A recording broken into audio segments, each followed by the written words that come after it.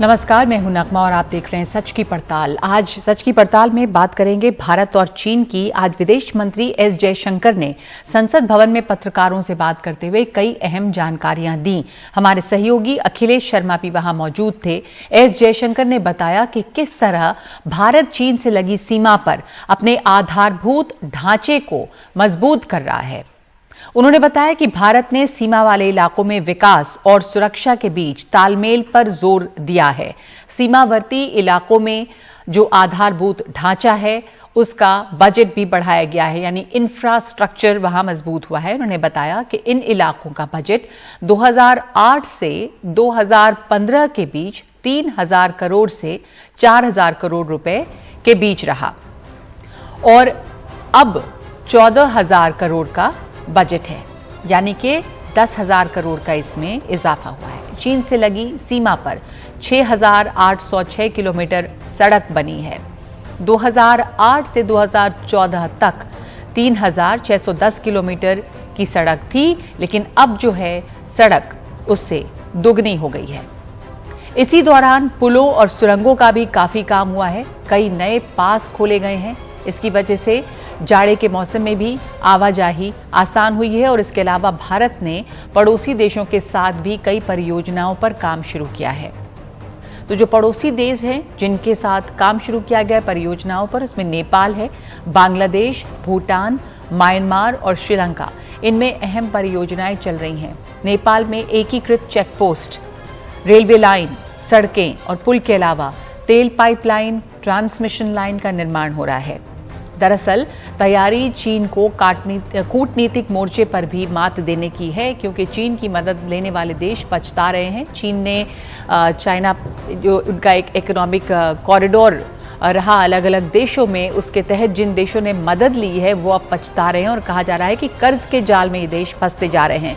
पाकिस्तान की आर्थिक स्थिति तो गंभीर हो चुकी है। चाइना पाकिस्तान इकोनॉमिक कॉरिडोर की वजह से वो एक कर्ज जाल में फंसा है। भारत के लिए ये मोर्चा इसलिए भी अहम है कि पिछले कुछ सालों में भारत चीन संबंध लगातार बिगड़े हैं। गलवान के बाद भी पूर्वी लद्दाख पर सीमा विवाद का हल नहीं हो सका है। दोनों देशों के बीच इस मसले पर करीब 1.5 दर्जन वार्ताएं हो चुकी हैं। हाल में तवांग में भी दोनों देशों की टुकड़ियां आपस में उलझती दिखीं। इसके पहले भी इस इलाके में एक बार टकराव हो चुका है।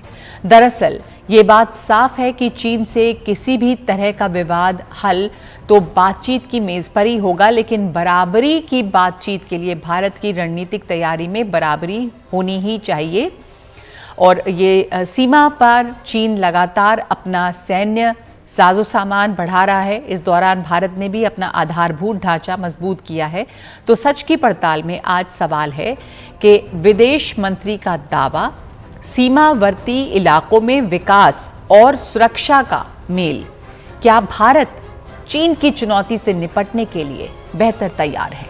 आपके पास हमेशा की तरह 3 विकल्प हैं, ए हां, बी नहीं और सी कह नहीं सकते। और आपकी राय, यानी कि सच का मीटर, एक ब्रेक के बाद। इस वक्त हमारे साथ 2 मेहमान मौजूद हैं। हमारे साथ इस वक्त जुड़ रहे हैं शशांक, जो पूर्व विदेश सचिव रह चुके हैं, और इसके अलावा हमारे साथ हैं मेजर जनरल पीके सहगल, सुरक्षा मामलों के जानकार। बहुत बहुत धन्यवाद आप दोनों का। शशांक जी, मैं आपसे शुरुआत करना चाहती हूँ। विदेश मंत्री ने जो जानकारी दी आज इंफ्रास्ट्रक्चर डेवलपमेंट की इन इलाकों में, उसके साथ साथ कूटनीतिक तरीके पर भी जो तैयारियां जरूरी हैं पड़ोसी देशों के साथ चीन की नीतियों को देखकर, आप क्या कहेंगे कि अपने पड़ोसी देशों के साथ मिलकर कि हम इस रणनीति को अब बेहतर तैयार कर पाए हैं? क्योंकि चीन ने, चाहे वो नेपाल हो, चाहे वो भूटान हो, इन तमाम देशों में अपनी पैठ काफी बढ़ाई, चाहे वो पाकिस्तान हो, इकोनॉमिक तरीके से। देखिए, एक तो तरीका होता है कि हम अपने पड़ोसी देशों के साथ में आधारभूत ढांचे को मजबूत बना रहे हैं। दूसरा जो सॉफ्ट वो होती हैं, हमारी जरूरतें होती हैं, जैसे कस्टम्स के लिए क्लियरेंस, ट्रांसपोर्टेशन की एक्सपीडिशनली करना, ये सब करना भी बहुत आवश्यक होता है। इनमें समय लगता है कि किस तरीके से हम अपने पड़ोसी देशों के साथ में मिलकर काम करें। फिर हमारे यहाँ भी अंदरूनी अपोजिशन रहता है, डेमोक्रेटिक कंट्री है, पड़ोसी देशों में भी तरह तरह के अपोजिशन वो चलता रहता है। फिर उनको ये भी लगता है कि पाकिस्तान वगैरह खास करके कि भारत बड़ा देश है, तो भारत जो है हमारे ऊपर हावी होना चाह रहा है, तो चीन को लाया जाए बराबर में, ताकि इसको, इंडिया को जो है किसी तरीके से बराबर किया जा सके। तो अब धीरे धीरे समय करके एक हमने यह भी देखा है कि जो हमारे बॉर्डर एरियाज हैं वहां पर बहुत सारे लोग निकल के वहां से बाहर माइग्रेट हो रहे थे, क्योंकि वहां कोई साधन ऐसे नहीं थे कि वो एम्प्लॉयमेंट हो सके या कुछ और काम हो सके, उसमें भी समय लगता है। तो अब मैं समझता हूँ कि सरकार ने अब इस प्रकार से अपना निर्णय कर लिया है कि जितना पैसा लगाया जा सकता है आधारभूत ढांचे को बनाने में, लोगों को वहां पे जॉब्स देने में, पड़ोसी देशों के साथ में जो भी सॉफ्टवेयर की या हार्डवेयर की हमको जो है मूलभूत सुविधाओं को आगे बढ़ाना है, और फाइनली जो लोग हम कर रहे हैं उनकी सुरक्षा भी प्रदान करना, क्योंकि इन सब देशों ने देख लिया है कि चीन जो है एक तो उनको डेट के उसमें जाल में डाल रहा है, और दूसरा अपने लोगों की सुरक्षा के लिए वो करीब करीब सुरक्षा पूरे तरीके से अपने हाथ में ले रहा है। भारत ने कभी ऐसा नहीं किया, उन्होंने पड़ोसी देशों के ऊपर छोड़ा कि जो भी हमारे लोग काम कर रहे हैं, हमारे जो चाहे डैम्स हों चाहे और भी जो ट्रांसमिशन लाइंस हों और हों, उनमें दोनों मिलकर काम करेंगे। तो एक प्रकार से मैं कहूंगा कि अब उन लोगों को सब कुछ समझ में आने लगा है कि वो ऐसे अकेले वो नहीं है कि सब कुछ उन्हीं को मिलने वाला है। अफ्रीका के देशों में ऐसा हुआ है, एशिया के और देशों में ऐसा हुआ है, और अब इनको भी लगने लगा है कि जो एक वो उन्होंने पॉलिसी अपनाई थी कि भारत को इक्वल करने के लिए चीन को बीच में लेकर आए, अब वो लगता है कि उनको मालूम चल गया है कि उससे कोई फायदा नहीं होने वाला है। भारत जो है पूरे तरीके से उनके जो भी प्रायोरिटीज हैं उनको पूरे तरीके से लेकर, साथ में लेकर और विश्वास में लेकर आगे बढ़ना चाहता है, और इसके लिए हमने बहुत पैसा लगाया है, इसमें कोई शक नहीं हो, बजट में है ये। तो मैं समझता हूं कि इसको पैसा लगाना और उसको इम्प्लीमेंट करना बहुत आवश्यक है। जी, आपने सही कहा कि इन देशों के साथ भी जहां जहां पर चीन की घुसपैठ काफी ज्यादा थी, अब चाहे वो श्रीलंका देखें कैसे कर्ज जाल में फंसा, वो पाकिस्तान देखें, पर पाकिस्तान को छोड़ के जो बाकी देश हैं, नेपाल, बांग्लादेश, भूटान, म्यांमार, श्रीलंका, इन सब के साथ हमारे एंगेजमेंट जो है वो और बढ़ा है। Major general PK. सहगल, एक तो हुई विकास की बात, एक तो हुई जो हमारी रणनीति रही है इन देशों के साथ एंगेज करने की, और दूसरी तरफ जो सुरक्षा है वो इन इलाकों में जो जानकारी दी है आज विदेश मंत्री ने, आप इसको कैसे देखते हैं? जो आप जानते हैं एक सैनिक के तौर पे कि पहले यहां पर किस तरह की फैसिलिटीज थी इन बॉर्डर एरियाज में, और अब चाहे वो सड़कों का निर्माण हो, उससे कितना ज्यादा बल मिलता है सेना को, और कैसे हम बेहतर तैयार हैं? देखो, पहले मैं जयशंकर की स्टेटमेंट से बिल्कुल सहमत हूं कि हमने अपने इंफ्रास्ट्रक्चर को बहुत मजबूती प्रदान की है बृहस्पति पास से। उसके बावजूद भी आज चाइना का जो इंफ्रास्ट्रक्चर हमसे बहुत बेहतर है, जिससे उसको कई टेक्निकल और स्ट्रेटेजिक एडवांटेज मिल सकते हैं। दूसरा, इन टर्म्स ऑफ क्वांटिटी उसके हर प्रकार के हथियार जो हमसे ज्यादा है और बेहतर है। तीसरा, बहुत बड़े पैमाने पर वो साइकोलॉजिकल वॉरफेयर में, इंफॉर्मेशन वॉरफेयर में, साइबर वॉरफेयर में, आर्टिफिशियल इंटेलिजेंस में हमसे आगे है, और वो एक प्रूवन ड्रोन पावर है। लेकिन इसके बावजूद अगर झड़प हो जाती है तो हम चाइना के ऊपर हामी होंगे, ना कि वो हमारे ऊपर हामी होगा, क्योंकि हमारा जो मैन बिहाइंड द मशीन है वो चाइना से बहुत ज्यादा मजबूत है। The cause for which is fighting इस देश की एकता, देश की अखंडता, देश की इज्जत, और चाइना के सैनिक किस लिए लड़ रहे हैं? विस्तार के लिए। दूसरा, हमारे सैनिक जो है उनकी लीडरशिप, उनकी ट्रेनिंग, उनका मोरल, उनका मोटिवेशन चीन के सोल्जर से बहुत बेहतर है। अगर आपने गलवान में देखा, यांगसे में देखा, चीनी सैनिक जो है वो हमारे सामने साइकोलॉजिकली, इंटेलेक्चुअली, फिजिकली, इमोशनली टिक नहीं सकते। फिर हिंदुस्तान के जो सैनिक है, हम हर प्रकार से बैटल टेस्टेड है। चीन में एक सैनिक से लेके चीफ ऑफ आर्मी स्टाफ में किसी को एक दिन का भी तजुर्बा नहीं। फिर हम वातावरण से वाकिफ है, हम वो इलाके से वाकिफ है, और हर प्रकार से अपने देश की एकता और अखंडता को कायम रखने के लिए तैयार है जी। और चीन ने अगर चीन ने कोई भी झड़प की कोशिश की तो यकीनन चीन को एम्बैरस होना पड़ेगा। अगर आप दुनिया के इतिहास को देखो, सेकेंड वर्ल्ड वॉर के बाद में, तो उससे पहले भी स्टार्टिंग रेशोज ने कभी भी नहीं दर्शाया कि अंत क्या होगा। वियतनाम ने फ्रांस को और अमेरिका को हराया। इराक में ऑलमोस्ट पूरे नेटो को और अमेरिका को हार का सामना पड़ा कर। अफगानिस्तान में सोवियत यूनियन टूटा, फिर पूरा नेटो जो है बुरी तरह से पिछड़ा।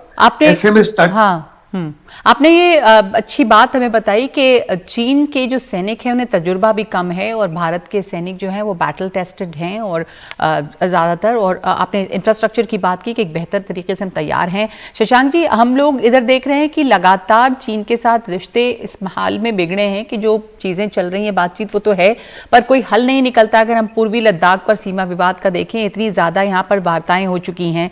तवांग में दोनों देशों की टुकड़ियां जो हैं वो लचती रही दिखाई दी, और इस इलाके में पहले भी टकराव है, यांगसे में भी। तो ये जो चीन का खतरा है, या बार बार हम देखते हैं कि पता नहीं कि अब दोनों देश के ही हित में जंग नहीं है, लेकिन छोटे छोटे प्रोवोकेशंस जो हैं या छोटे इरिटेंट्स जो हैं वो चीन की तरफ से लगातार होते रहे हैं और उनकी वो बढ़े भी है, फ्रीक्वेंसी जो है। तो ये जो खतरा है लगातार बना हुआ है, बढ़ा है, कैसे देखते हैं आप इसे? चीन एक बहुत ही होशियार और मैं कहूंगा कुछ कनिंग टाइप का देश है। इसने पूरा फायदा उठाया जबकि वेस्टर्न कंट्रीज का सोवियत यूनियन के साथ में कॉन्फ्लिक्ट हुआ तो उन्होंने पूरे तरीके से उनका साथ दिया और 1972 से जो शंघाई कम्युनिके था जिसमें इनको जो एक चीन की पॉलिसी को अमेरिका ने मान लिया था, उसके बाद से उन्होंने पूरी तरह से कोशिश करी कि सोवियत यूनियन को नीचे लाया जाए, ये नंबर 1 पावर बन जाए अमेरिका के साथ साथ। दूसरा, भारत के अंदर हमसे वो हमेशा कहते रहे कि भारत और चीन जो है दोनों एशियन सिविलाइजेशनल पावर्स हैं, हम दोनों को आगे बढ़ना चाहिए और पूरा हम लोग साथ में मिलकर चलेंगे, काम करेंगे तो बहुत अच्छा रहेगा। लेकिन पीछे क्या कर रहे थे? पीछे वो कोशिश कर रहे थे कि भारत को कैसे अपने ऊपर डिपेंडेंट बना दिया जाए और भारत की पॉलिटिकल पार्टीज के साथ में ऐसे एग्रीमेंट कर लिए जाए कि वो उनको पैसे दे देकर बिल्कुल अपने कंट्रोल में ले आए। जिस प्रकार से रूस को वो कंट्रोल में लाना चाहते हैं उसी तरह से भारत को भी वो लाने की कोशिश कर रहे थे। अब मेरे ख्याल से भारत समझ चुका है कि ये बात नहीं चलेगी।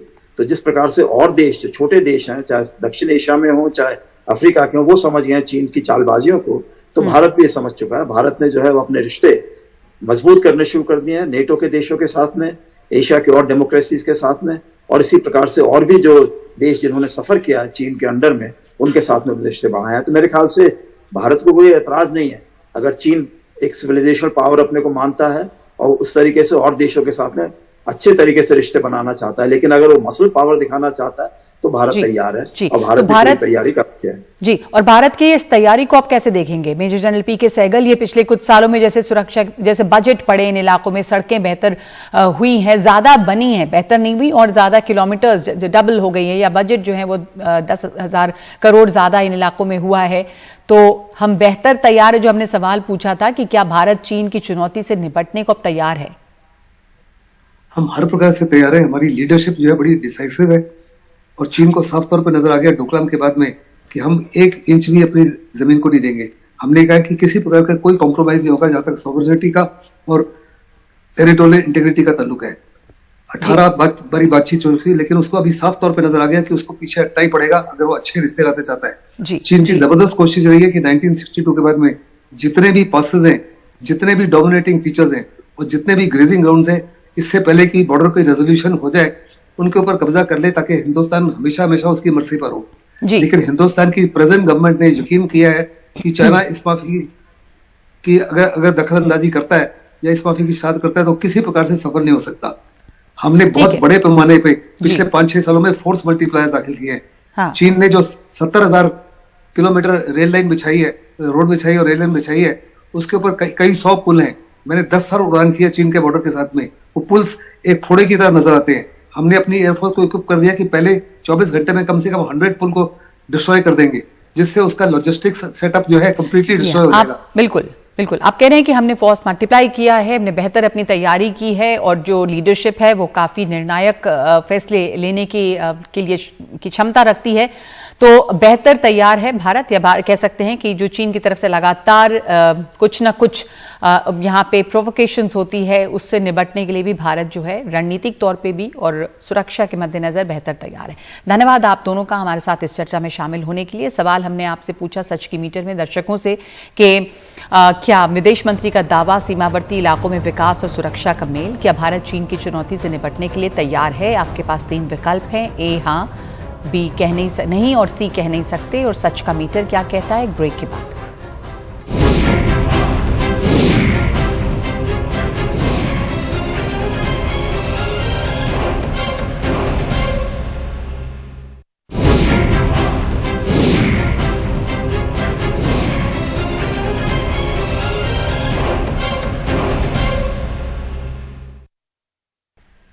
तो आज का सवाल जो हमने आपसे पूछा वो ये है कि विदेश मंत्री का दावा सीमावर्ती इलाकों में विकास और सुरक्षा का मेल, क्या भारत चीन की चुनौती से निपटने को तैयार है? जो जवाब हमारे पास आए उनमें 72% मानते हैं कि ये बिल्कुल सच है। माफ कीजिएगा, 72% ये मानते हैं कि तैयारी पूरी नहीं है और 23% की राय में भारत तैयार है चीन से मुकाबले के लिए। 5% लोगों की इस मामले में कोई राय नहीं है। लेकिन अगर आंकड़े देखें तो सीमावर्ती इलाकों में जो इंफ्रास्ट्रक्चर, बुनियादी ढांचा, सड़कें, या उस इलाके में खर्च किया जाने वाला जो बजट है वो लगातार बढ़ा है। तो सच की पड़ताल में आज के लिए इतना ही। नमस्कार।